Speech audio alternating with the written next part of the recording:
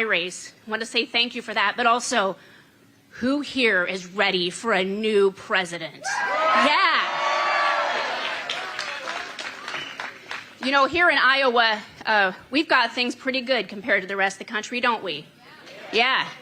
But the rest of our country, it sure is another story. You know, the border's wide open. Our law enforcement are disrespected. We have, well, the Biden administration seems to be against farmers, right? They sure are. And terrorists are attacking Israel. Now, that never would have happened when Donald Trump was president, would it? No way. And we need a new president in the White House. I am so glad to get to be here today to introduce Donald Trump, because he will secure our border. Who supports that? He will fight the terrorists. He will fix the economy. He will stand up for agriculture. And he will uphold our Constitution and our way of life. So please join me in giving a good Dallas County welcome to our next president, President Donald Trump.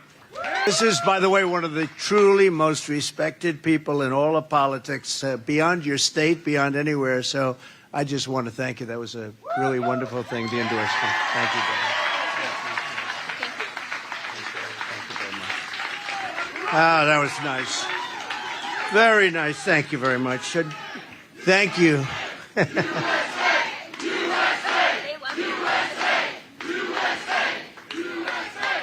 Well, thank you very much. And we're going to discuss a little thing about caucuses today, right? We got to get out. We got to get this vote.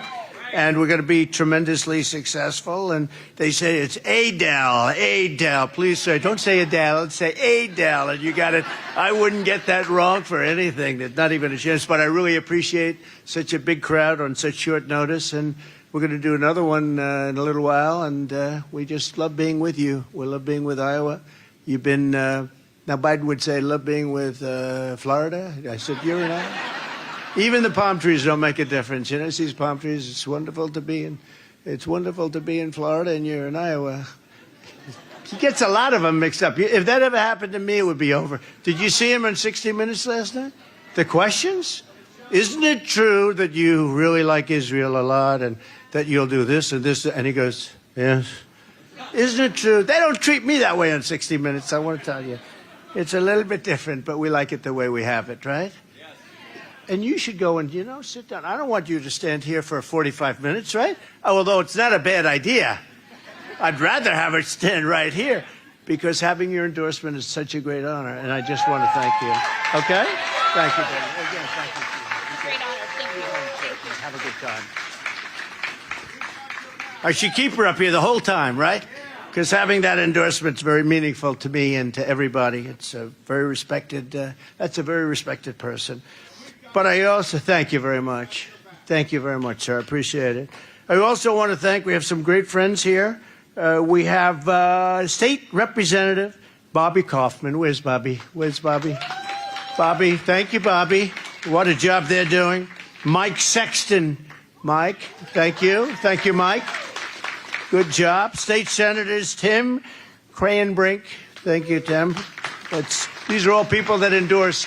People that don't endorse, we don't have them. Now they're all calling, you know, the sanctimonious bomb. He bombed. He doesn't like ethanol, he doesn't like Social Security, and he doesn't like Medicare. Other than that, he's doing quite well, right? Brad's on. Brad. Brad. He was the first. Come on, Brad, come on.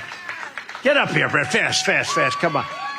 You know, he was the first one in the whole country to endorse me. I didn't even know I was running. Come here.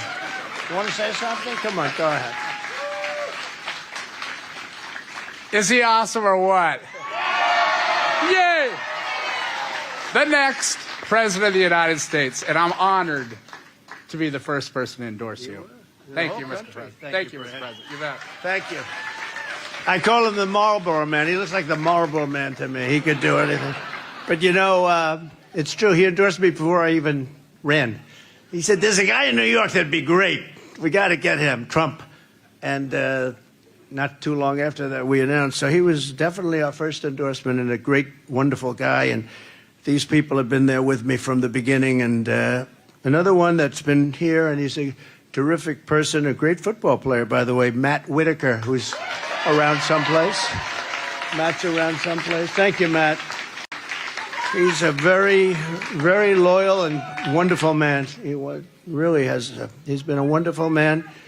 And he's got a very special person looking down on him, because a very special person who passed away not so long ago is looking down on Matt. And Matt is amazing. I mean, what you have to go through.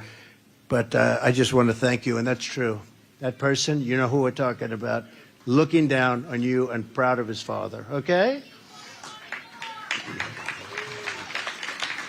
And here today, we're really talking about commit to caucus. Do you ever hear that expression?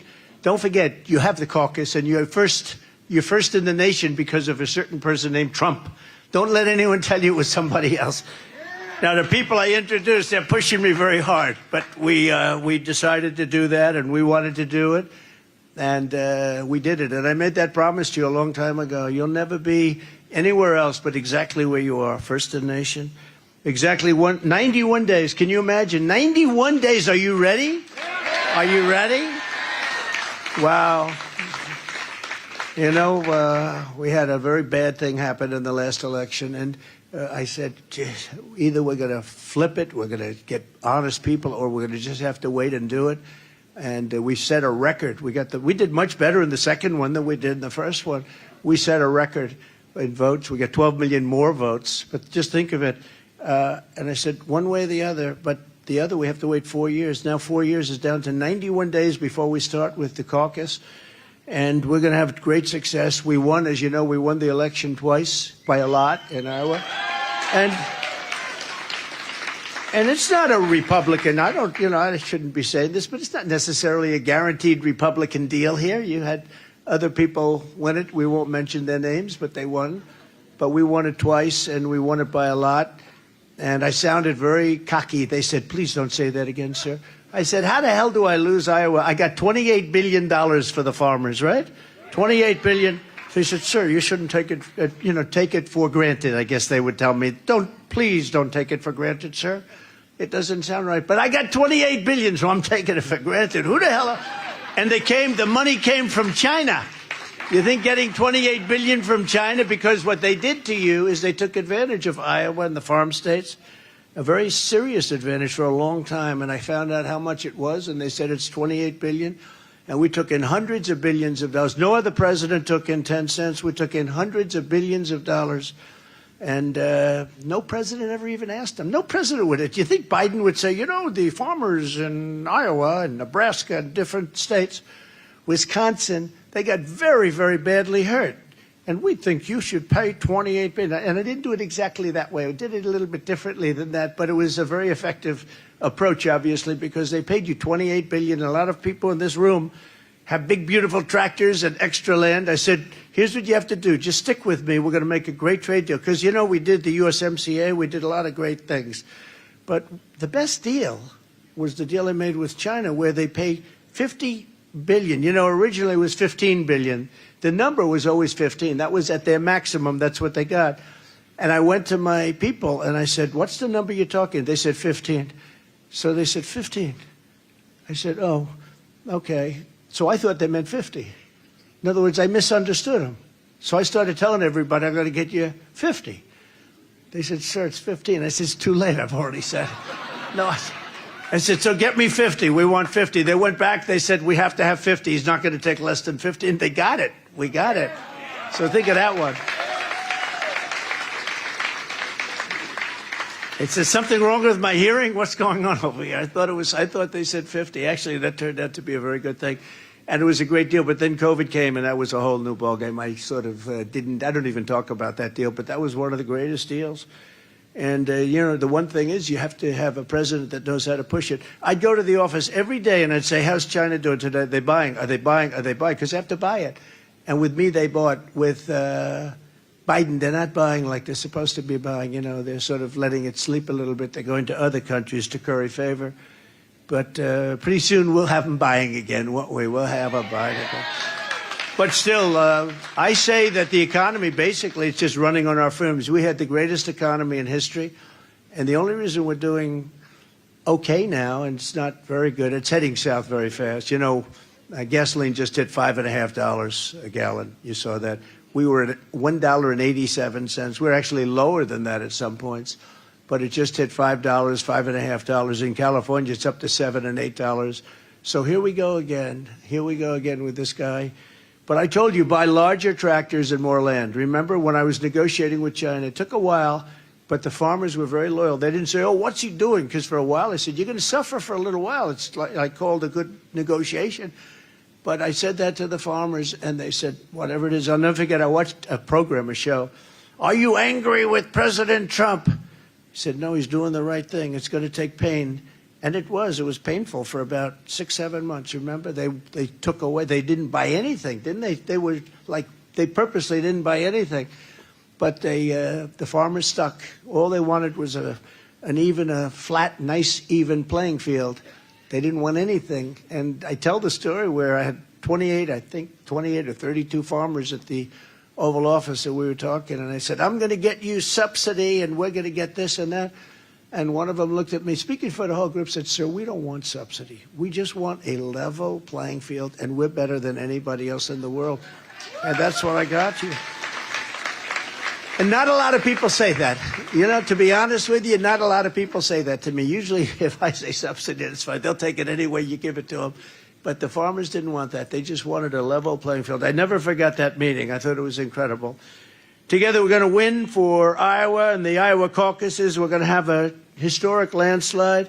We want to start off really strong with that, and that's an important, right? That's an important event. That's going to be a very important event. People are watching. They're saying, maybe, you know, we're up like 60 points on DeSanctimonious and all these other people, Bird Brain. No, we're up like 60 points. So they're saying, maybe, just maybe we can do something. If we could do something in Iowa, maybe we could change the tide. But every week we go up, up, up in Iowa. We're already at a level. You can't go up too much higher. Too much higher, the scale breaks, right? But we're doing great here, and we're going to always do great here, I think. I really believe that. I really believe it. In November, we're going to do something. We're going to make America great again. You see what's happening to our country. You see what's happening in the Middle East. All that stuff would never have happened. Israel would never have been attacked. Ukraine would never have been attacked. I mean, go back to Ukraine. Ukraine, it was attacked because of the incompetence of Afghanistan, the way they move. I mean, Putin's looking back and he sees this guy that can't even put two sentences together. They leave Afghanistan, they take the soldiers out first. No, but you don't take the soldiers out first. You take the soldiers out last. The soldiers don't mind. They took the soldiers out first, and it was like a free-for-all. They left back $85 billion worth of brand-new equipment that was bought by me. You know, we rebuilt our whole military. We did a great job with that. We had fighter jets that were 48 years old. We rebuilt our military. How about being in a 48-year-old fighter jet flying around? You got to fight somebody in a brand-new one. No. It's not, typically, it doesn't work that way. Typically, it doesn't work too well. But we rebuilt our military. We unfortunately gave $85 billion to the Taliban. And now Afghanistan, as you know, is one of the largest sellers of military equipment in the world. They got 700,000 rifles and guns, 70,000 trucks and cars, many of them armor-plated, you know, costing $1 million apiece. Armor-plated, 4 inches of steel. And you say, why did you leave it? Why did you leave it? We weren't leaving it. I said even take out the leather hangers, you know, to make it actually have leather. You think of plastic, but with the government, they sort of get leather instead because, you know, they always go the most expensive route. But the hangers, I said, I want every nut. I want every bolt. I want every screw that's laying on the ground. I want everything to go out. And one of them said to me, Millie, he said, sir, it would be cheaper if we left everything. I said, where does this guy come? Where does he come from? A brand new airplane cost $128 million, right? I said, you mean you think it's cheaper to leave it than to fill it up with a little fuel and fly it the hell out? Even if you just fly it to Pakistan, then you bring it back home or you fly it back home. Most of them can make that journey, right? Oh, it's better to leave it ours. Oh, I don't want to tell you what I had to go through with these people. Some of the dumbest people I've ever met in my life. But we have... But you know what? But our military is great. We had some of the most incredible. Don't forget, we defeated ISIS in 4 weeks, less. I was told it took 4 years, sir, maybe 3, 4 years. What, 4 years? And I went over to Iraq and I met with people and generals and sergeants. I met with everybody and I said, what do you think? So we could do it in less than 4 weeks. And I said, they tell me 4 years. We can do it in less than 4 years. He's the one general, he was fantastic. He said to me, sir, I'm just telling you, 4 weeks and we have time left over. And I said, well, I'm not getting the same stuff. Why is it that didn't work? Well, what they do is, I call them the television generals. They'd come over and they'd tell these guys what to do, and they'd do it. I said, but don't you say that you're not supposed to do that? I mean, we can do it much better. Sir, that's not our position. When the high rankers, they call them high rankers, come over from Washington, we do what they tell us to do. I said, so why is it so bad? Well, they want to use the one base that's very far away, and they didn't want to be, politically incorrect, so they didn't want to use other bases that they had all over the place. And he said, sir, we can use those bases, and we'll hit them from the left, we'll hit them from the right, we'll hit them from the bottom, we'll hit them from the top. They won't know what the hell happened, sir.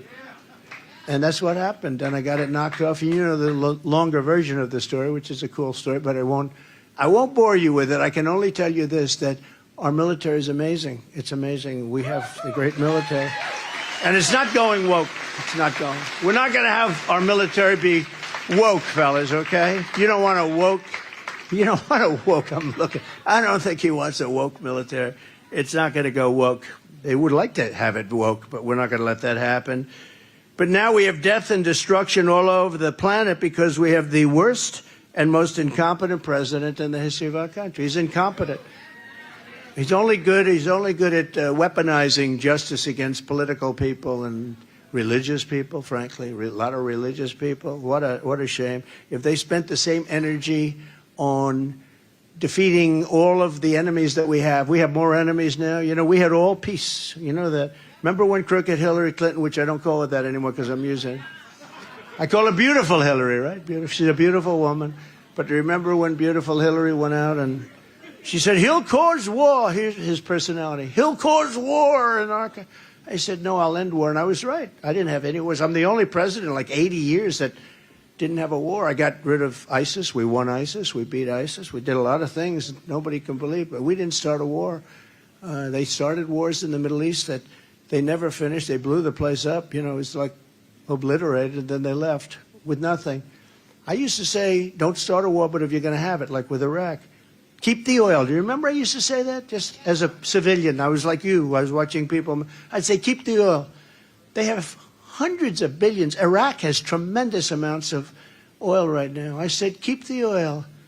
And they didn't keep the oil. They kept nothing. We went in, lost a lot of lives, bombed the hell out of the place. I mean, what happened there? You had, I don't know if you know, just a quick look. So for thousands of years, you had Iran and Iraq, and they were actually almost equal.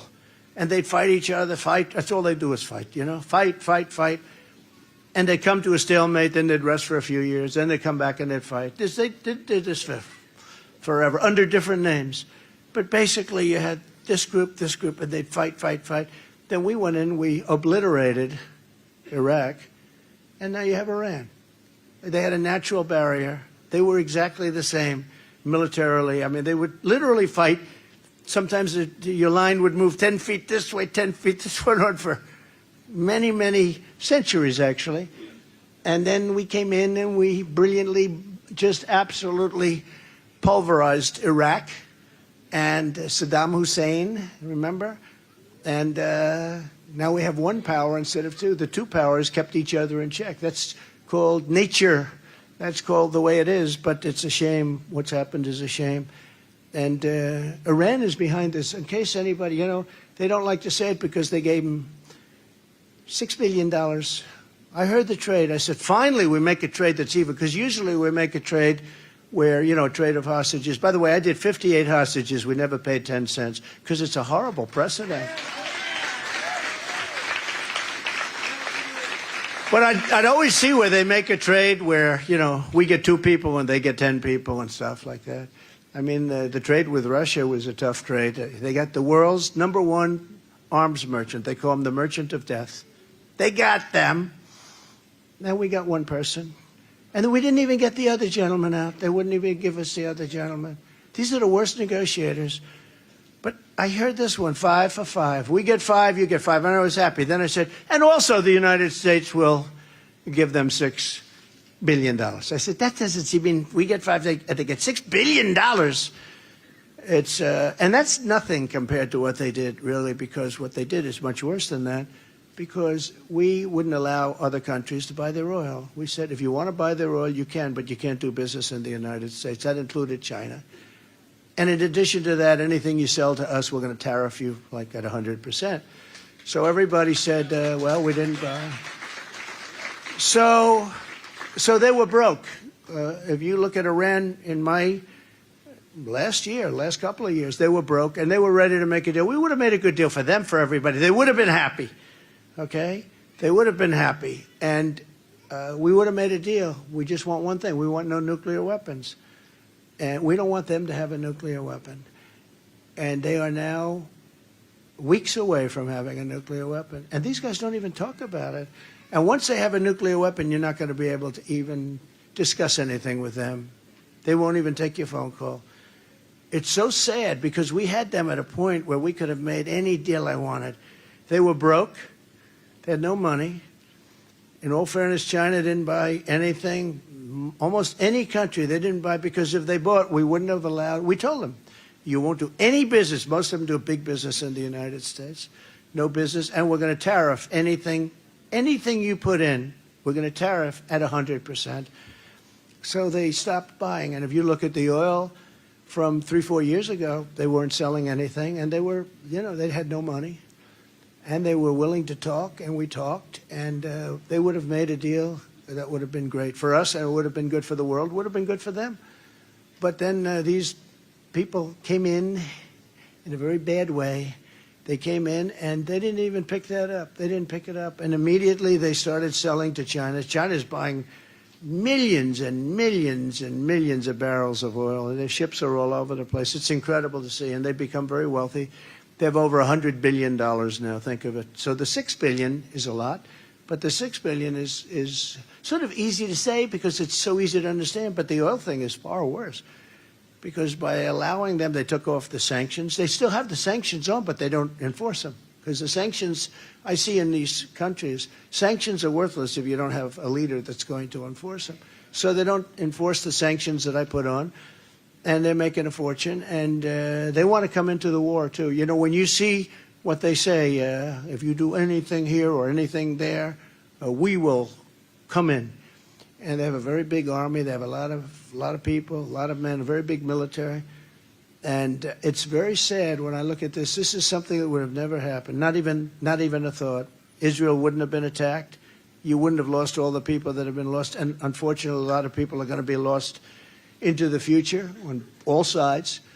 And it's a very, very sad thing to see. And it's gross incompetence on behalf of Biden and this crime family of people. It's a crime family. All because of a rigged election, too. Don't kid yourself. And you can say it any way you want. But you look at the numbers. I wish I had a judge that would look at the numbers. It was a rigged election, but now we're going to do it again. We're going to do it again. They say, sir, forget it. You can't forget. If you forget, it's going to happen again. We're never going to let it happen again. So you can't forget. You have to learn from history. If you don't learn from history, you're a fool. So I fought for Israel like no president ever before, recognizing Jerusalem as Israel's capital, which was a big deal. And even recognized Israel's sovereignty over the Golan Heights, something that they never even thought. We gave them that. And when I left, Iran was weak and desperate, and they wanted to do, and Joe Biden came along, and he just made them so happy. I wonder if he gets a deal from them, too, like he does from everyone else. You know? So I think there's a substantial chance. I mean, I would say that's... But we stand with Israel, and we're something's going to happen that I don't know. I look at the level of ferocity right now, and that didn't exist 3 years ago. It didn't exist because they didn't have the cards. Now they have a lot of the cards, and it's a very, very, very bad thing. I've been telling you for the last year, and did you ever hear the expression, Trump was right about everything? They have that. If you look back, I mean, I don't want to brag here, but I've been right about everything. I've been right about everything. I mean, Putin, and I got along well with the fake news media back there. They would say, oh, it's terrible that he got along. Well, he's got a lot of nuclear warheads and, getting along. But I got along very well with him. He would have never done it for a lot of reasons. Number one, I said, you can't do it, Vladimir, because if you do it, you're going to get hit so hard. Oh. And I don't want to tell you what I said in terms of where he's getting hit, but very hard. And he said, no way. I said, way. No way. No way. And honestly, he didn't believe me, but he believed me 10%. That was enough. That was enough. He would have never gone in. And, we got along, but he would have never gone in on that. But, where he also wouldn't have gone in, I had oil at $40 a barrel. Now it's $100 a barrel, and it was even $115 when he really started this thing. He was making so much money because the oil was far greater than the cost of a war, believe it or not. You think war is like so expensive, and it is. And now oil is getting ready to hit another all-time high. And so it's very hard. So that Biden, by stopping all of the energy coming out, he wants to put windmills all over the place. And he wants to do things that are very expensive. But he doesn't want any petroleum. He doesn't want any petroleum product. And he doesn't want oil and gas, although he's taken it from Venezuela. Did you see that? Venezuela was supposed to be the enemy. When I left, I think we would have taken over Venezuela. Now all of a sudden they're selling us. Thank you very much, Venezuela, for selling us your tar. They have not good stuff. And for the environmentalists, they say Venezuela. Where the only refineries in the entire world that can refine that crap are in Houston, Texas. So it's sent to Houston, Texas. It's tar. And it's very tough, and it's very expensive. But a lot of stuff, if you all believe in that, and we do to a large extent, not, we're not crazy people. We're not going to destroy the country for it. But all of that stuff flows into the air. Now, why would they do that? Very expensive. And we have the best energy. We have the best oil, but we have more oil and gas than any country in the world. We have more than Saudi Arabia. We have more than Russia. And we don't touch it. But we'll take filthy, dirty stuff and refine it in Houston. I mean, literally, it's the only plant in the whole world that can refine it. And that's what we do. And we've now taken essentially a dictatorship or whatever you want to call it. A lot of people have left. Very tough place. And we've made them very rich very quickly. Think of it. We've made them rich. They were ready to make any deal I wanted. They were going to make any deal I wanted. We would have gotten freedom over there. But they met very stupid people, and that's what happened. So somebody said to me when I was walking up, would you do the snake? Do you know the snake? Does anybody know the snake? Because, we have a big problem. You probably haven't heard this. We have a big problem with illegal immigration. Has anybody heard about the, we have about 15 million people allowed in our country that shouldn't be here. And many of those people come from mental institutions, and they come from very, very bad places, They come from jails and prisons. There's a slight difference between the both, right? Which is worse, a jail or a prison? Perhaps prison.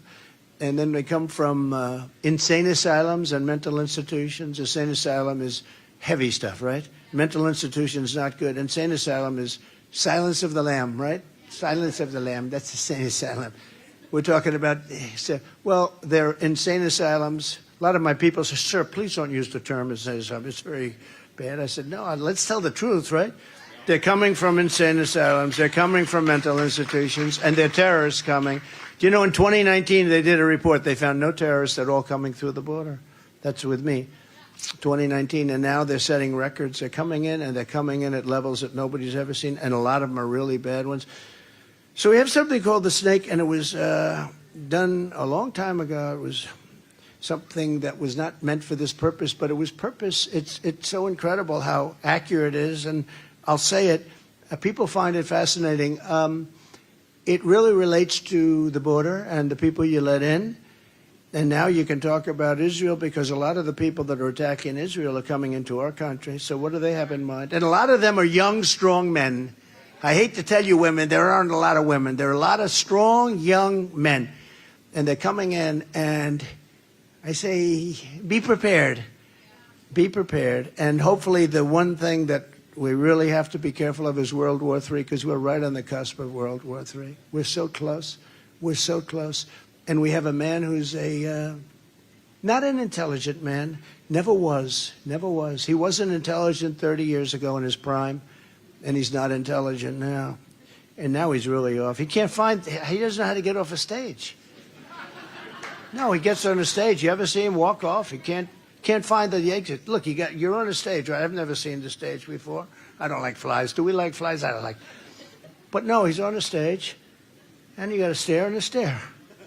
Usually, typically, you don't have a stair behind, but sometimes you do. But what you do is you look, and you see there's a stair, too.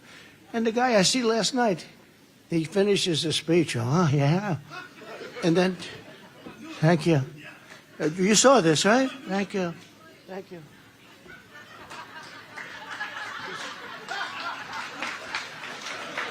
He's pointing. He can't find his way up. And this is the guy that's in charge of whether or not we're in a nuclear war that's going to obliterate the world. And it's just so bad. I'll tell you what, we got to win this election. If we don't win the election, our country, we're not going to have a country. I mean, just lasting another year is almost impossible to think with the weaponized elections and all the stuff they do. Today, a judge put on a gag order. I'll be the only politician in history that runs with a gag order where I'm not allowed to criticize people. Can you imagine this? Do you believe this? I'm not allowed to criticize people. So we'll see. We'll appeal it, and we'll see. But it's so unconstitutional. The good thing is we have so much support. It's incredible. And it just makes it even more so. Look, I'm the only guy that ever got indicted. I got indicted more than Alphonse Capone. Did anyone ever hear of Al Capone? If you looked at him the wrong way, he was seriously tough, right? Scarface. You know, they call him Scarface. Had a little scar in there. I'm sure it was a minor accident, but he was Scarface. But Al Capone, if you looked at him in the wrong way, if he didn't like you, you looked at him a little bit askance, he blew your brains out. He was only indicted one time. I've been indicted 4 times. And in addition, I have these civil trials that are all coming out of the Justice Department. They've weaponized the Justice Department and the FBI. They've weaponized, think of it, the Justice Department. This is like a banana republic. But we're going to be okay. The good news is I'm the only one that's ever been indicted where the numbers went through the roof. Because the people understand it. No, it's true. He challenged the election. The election was crooked. They're saying you'd never challenge an election. You're supposed to believe these people, right? How about the 51 intelligence agents that lied? Turned out they lied. How about the FBI Twitter files? All that stuff. All of the votes, if you look at 2,000 Mules, if you look at that, those are tapes of people stuffing ballot boxes. Those aren't people saying, those are tapes. People don't want to hear it. But no, they put a gag order on me. And I'm not supposed to be talking about things that bad people do. And so we'll be appealing very quickly. But, you know, people understand it. And normally if you get indicted, if you're a politician, I've watched it for years, they get indicted and they walk to a microphone about 4 minutes later. Ladies and gentlemen, I will be leaving office to fight for my reputation and spend time with my family. I love my family so much. You know, that they're out, they're gone. With me, I have a big platform so I can explain things. But they want to indict for challenging an election, rightfully challenging. And what about all the people that challenged me in 2016? Hillary Clinton and all these people? You ever hear Maxine Waters? You ever hear her rhetoric? She wants to kill people. You ever hear this stuff? And yet they challenged me peacefully and patriotically. Remember the speech? Peacefully and patriotically. Oh, that's insurrection. That's a horrible thing. Peacefully, and think of it, and then many other things during the course of a period of time. And the truth is, Nancy Pelosi was offered 10,000 soldiers 2 days before the event because I knew it was going to be a big crowd, and she turned them down. She didn't like the look. So it's a disgrace what's happened to our country. But this is a little play on words and concepts, and it's something that's people love. I mean, people love. It's so accurate because it's happening to our country right now. And now you can add in just the illegal immigration. You can see what's going on in the Middle East, and it's really sad and really incredible.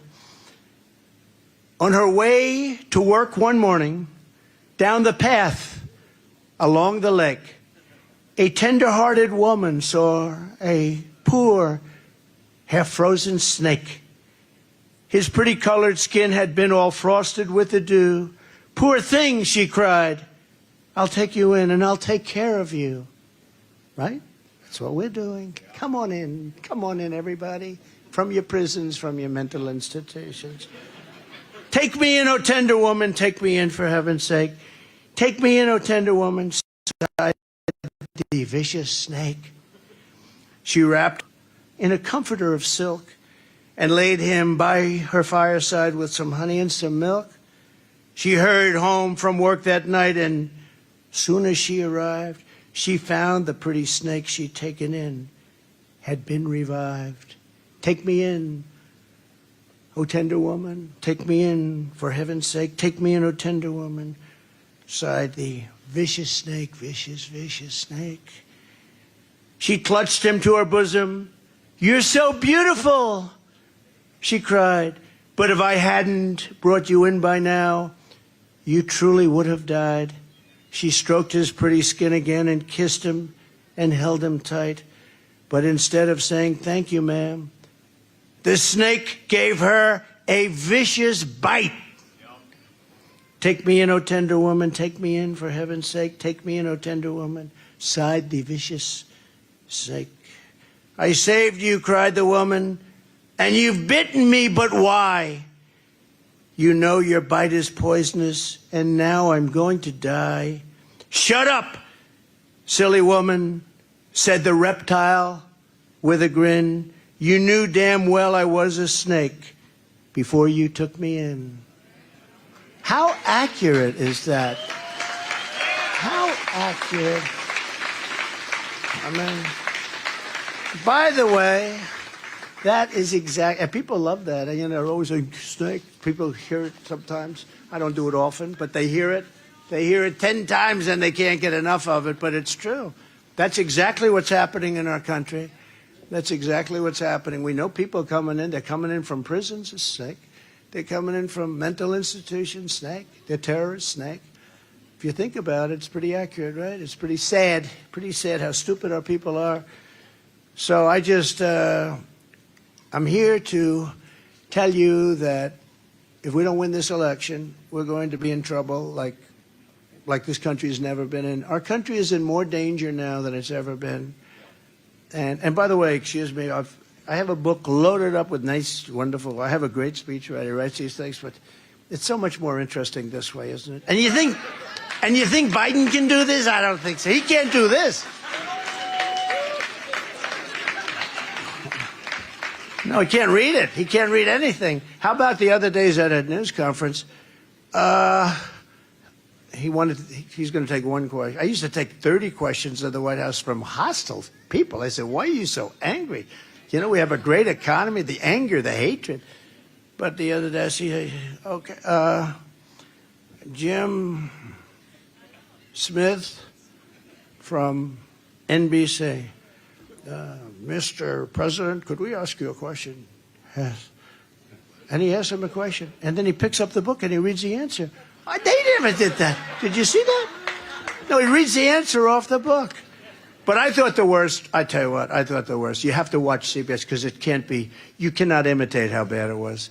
The questions, they weren't questions. They were questions in the form of, I'm giving you the answer and the question, Samuel. All you have to do is say yes. It's terrible what's going on. And, you know, we have so much at stake and we're losing our country. I mean, think of it. Every single thing they've done is a mistake. They have an open border. It's like April Fool's Day. They have an open border, It's April Fool. Who wants an open border? Does anybody? I mean, if you're a super radical liberal, do you really want an open border where millions of people are flooding your country, going in, taking over your schools, your hospitals? You can't get a hospital appointment. The whole thing is crazy. And because he invited them up. See, I invited them not up. I invited them the opposite of up. Once you get up, and now in California with Gavin Newsom, what they're doing, they're giving everybody free education, free this, free that. Who the hell's not coming to the United States? Come to the United States, and we'll give you free education, we'll give you health care, we'll give you everything. In the meantime, our veterans are sitting on streets and not being taken care of, okay? They're sitting on streets. It's so sad to see it. I mean, it's so sad and so pathetic to see it. But we've never, I don't believe we've ever had a time like this. Everything we do is wrong. I mean, you can name any single thing, it's wrong. No voter ID. They don't want voter ID. Why don't you want voter ID? Because we want to cheat on elections. By the way, in all fairness, Democrats want voter ID, but the people that run it don't. Because if you think about it, high taxes, high interest rates, open borders, everything they have is terrible. Nobody can win. Can you imagine we're going to raise your interest rates, right? We're going to have you pay the highest taxes in the history. I gave you the greatest tax cut in history, and they want to double and triple and everything. But who's going to vote for these things? We want a woke military. We want a weak country. We want to be laughed at all over the world. We're laughed at all over the world. He's laughed at all over the world, and he's our representative. They didn't laugh at us. I'll tell you that. They did not laugh at us. We had a case where Macron, a good guy, you know, he's doing his thing from France, doing his thing for his country, and they were going to put a big tax on our businesses, and my people said, sir, they're going to tax our businesses. In other words, if you do business in France, they're going to put a big tax. So Emmanuel Macron, the boss, and I liked him. You know, I got along with him. He's just doing his thing. You know, if you can get away with it, you got to do it. That's what we should do too. That's what we did for 4 years. But what happened is they came in. They said he's putting a big tax on companies that do business in France. I said, nope, not fair. That's bad. Half of the companies I didn't like, but these were American companies, and they're not going to be taxed unfairly. And they're not taxing. They're just taxing Americans because they think it's a stupidly run country. So what happens is I said no, and I gave them instructions. Go back and tell them no. And they came back 2 days later, and they said, sir, I'm sorry. Secretary of the Treasury said this. Said, sir, I'm sorry, but we can't make a deal with them. It's too late. They said it's too late. I said, it's not too late. Watch.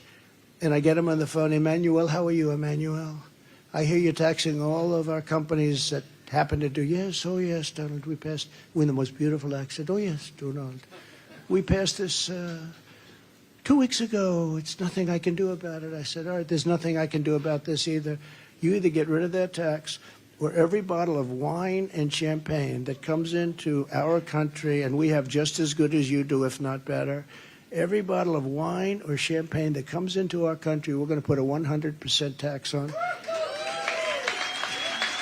And he said, no, no, no, you cannot do that. I said, oh, I can do that. I'm going to do it. I have the legislation right in front of me. I could do it myself. I didn't need to have to go through Congress, which takes forever.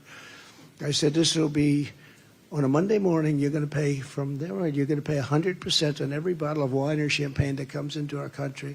So you call me back within 20 minutes and let me know what you want to do. He calls me back within 2 minutes. We have decided not to charge your companies a tax. That was it. It was the end. But nobody. You think Biden does that? You think Biden does that? You have to, look, I mean, you have to play your cards. We have tremendous cards, but soon we won't have those cards because we won't have a country left, you know? We won't have a country left. We did so many things. I could tell you 150, 200,000. I could tell you 1,000 stories like that. But remember, to get this country on track on January 15th, you have to get out there and you have to show, and you call it the caucus. It's a big deal. It's a caucus. Defeating crooked Joe Biden begins with getting your friends and your family and neighbors to vote at your local precinct caucuses. You have to get out and just get 5 people, 10 people, get as many people as you can. It's just a show of force. We're going to win. But well, one thing, you got to get out, okay? You got to get out. Because you never know. Sometimes you say, oh, he's going to win by so much. Let's not do it. And if 100% of the people say that, bad things, you got to get out. You got to get out and you got to do it. but we're really doing great with the primaries. We're doing great against Crooked Joe. We're up about 12 or 14 points in Iowa on Crooked Joe Biden. But we have to get out. So get involved. So text Iowa to 88022 or sign up at ia.donaldjtrump.com. So we'll get involved and ensure the victory that we have to have, because we're going to start off with Iowa. It's a big, it's such a political thing. That's why all the people that wanted to change it, I said, you can't. It's sort of become a beautiful custom. It's Iowa. It's a big political state. It's a very powerful, big, beautiful political state, and we love it. And we love it. Now, if I didn't win it, I probably wouldn't be saying I love it, but we love it, and that's the way it should be. It's a tradition. They want to break all traditions in this country. They want to break that one. I wouldn't let it happen. So get out and vote. We're going to have a tremendous January 15th. We're going to have a tremendous day, but we're going to have, much more importantly, in November, we're going to have it'll be the biggest event in the history of our country, and we're going to save our country because our country is going bad. We have people that truly are making every wrong decision. They make every single decision is a stupid decision or a bad decision, or they hate our country. Some of these decisions are so bad. I said, anybody that can cheat on elections like that can't be stupid, right? Can't be stupid. And it's almost as though they want to destroy our country. And we're not going to let them do that. So we have to win in November.